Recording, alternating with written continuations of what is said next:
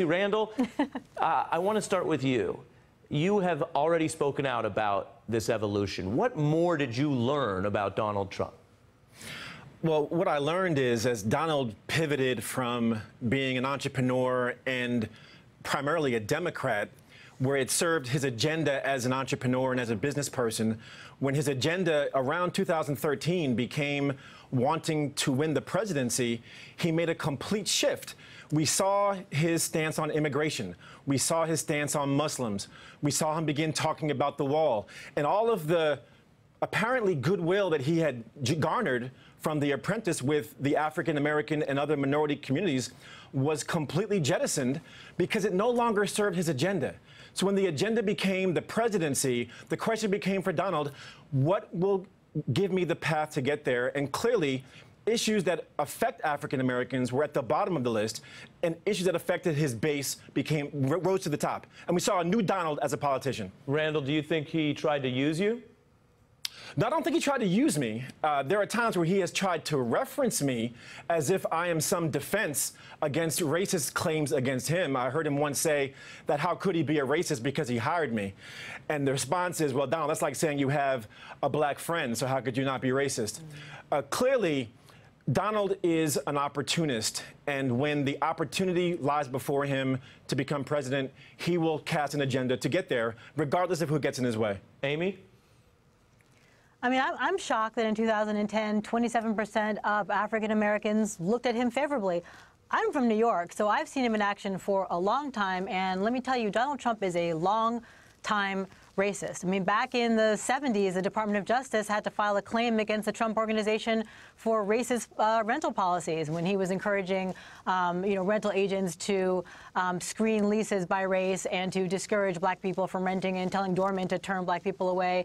And then there was, the Central Park 5 incident in 1989 in which 5 black and Latino young men were accused of raping and murdering a white woman in Central Park.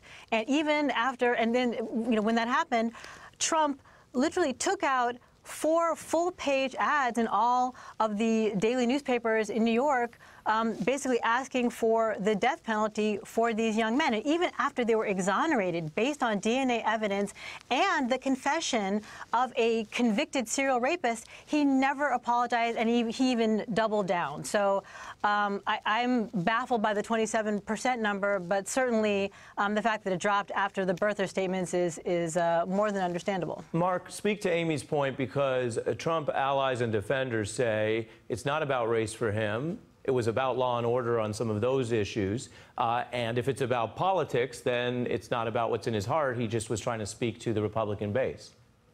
Look, I think the use of the term birther, the use of the term law and order, these are all code words that mean something very different to people. The birther movement was a despicable smear campaign. It was an effort to point out and remind people that, quote unquote, Barack Obama is an African American, but to do it in sort of this way that wasn't direct, but people saw through it.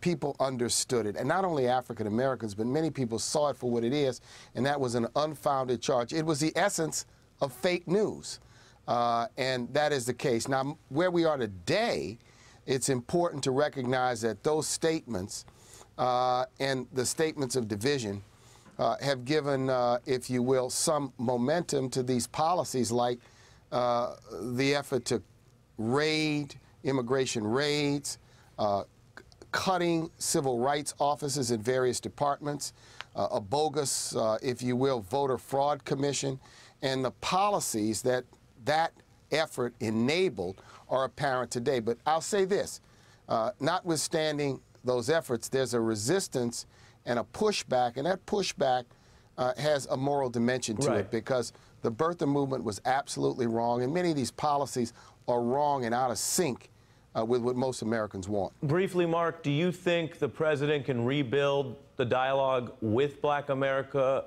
unless or until he apologizes for the birtherism? I think it's going to take a lot for him to do it. He would have to send a signal, whether he sends it by an apology, but it's going to take more than words. You see, this is not just a stage. We look at not only the words of a leader, we look at the actions of a leader. So shifts in public policy. I think shutting down the Voter Integrity/Fraud Commission, which is a bogus commission, making a strong commitment to the enforcement of civil rights laws, not retreating on mass incarceration, changing policies, to me, would be far more important than any specific words or any stagecraft of an apology. And Amy, 20 seconds, do you think voter turnout will be up in this community? You know, we'll be up. You know what? No. Certainly. I mean, I think that it will be very challenging for the African American community to get enthusiastic about somebody that isn't enthusiastic about them. Hey there, I'm Chris Hayes from MSNBC. Thanks for watching MSNBC on YouTube. If you want to keep up to date with the videos we're putting out, you can click subscribe just below me, or click over on this list to see lots of other great videos.